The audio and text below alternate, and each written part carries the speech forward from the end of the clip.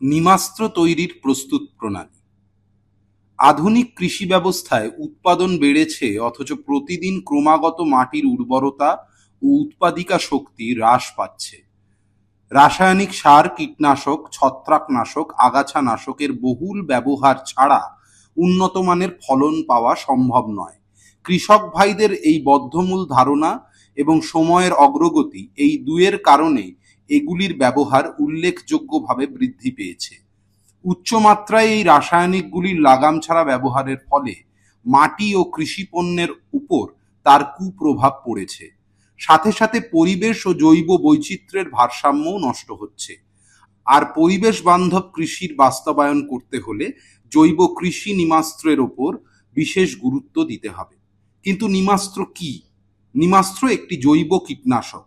নিম গাছের পাতা, গোবর, গোমূত্র দিয়ে এটি তৈরি করা হয়। যে কোনো ফসলের রোগ পোকার আক্রমণ হলে প্রাথমিকভাবে সেটাই জলে গুলিয়ে স্প্রে করা হয়। যে কোনো পোকার জন্য নিয়মিত গাছে প্রয়োগ করা যেতে পারে। নমস্কার, আমি গৌতম কুমার জানা, গ্রাম লক্ষ্মীপুর, পোস্ট কামদেবপুর, থানা পাথর প্রতিমা, জেলা সাউথ 24 পরগনা। তো আমি লক্ষ্মীপুর থেকে বলছি যে আমরা কৃষক ভাইরা যে চাষবাস করি, তো সেই চাষবাসে আমরা বাড়িতে যদি সারটা তৈরি করে নিতে পারি, সেটা আমাদের মাটির স্বাস্থ্য যেমন ভালো থাকবে, আমাদের খরচের দিক থেকে অনেকটা নিয়ন্ত্রণ, খরচের হারটাকে অনেকটা নিয়ন্ত্রণ করবে। তো আজকে যেটা নিয়ে বলবো সেটা নিমাস্ত্র, অর্থাৎ কীটনাশক আমরা ব্যবহার করি যে কারণে পোকা তাড়ানোর জন্য। তো নিমাস্ত্র কিন্তু মূলত সেই পোকা তাড়ানোর জন্যই কিন্তু ব্যবহার করা হয়। তো কিভাবে এটা তৈরি করব, তো সেটা একটু দেখে নিই। তো প্রথমে আমি কিভাবে তৈরি করেছি, প্রথমে নিম পাতা, ছাল অথবা নিমের বীজের ডাস্ট অর্থাৎ গুঁড়ো 5 কিলো মতো নিতে হবে। তার সাথে 5 লিটার মতো গোমূত্র নিতে হবে এবং তার সাথে 2 কিলো মতো গুড় নিতে হবে। তো এই তিনটে উপাদানকে ভালো মতো মেশাতে হবে।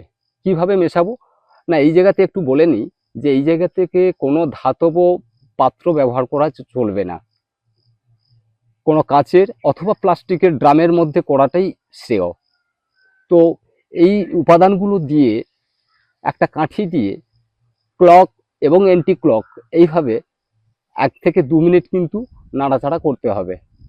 তো এটা এইভাবে নাড়াচাড়া করার পর ওটা কিন্তু রেখে দিতে হবে। তো একটা পাতলা কাপড় অথবা নেট কিছু দিয়ে বেঁধে ওটা রেখে দিতে হবে। দেখতে হবে যে ওটার মধ্যে যেন বায়ু চলাচল করতে পারে, পাতলা কিছু একটা বেঁধে দিতে হবে।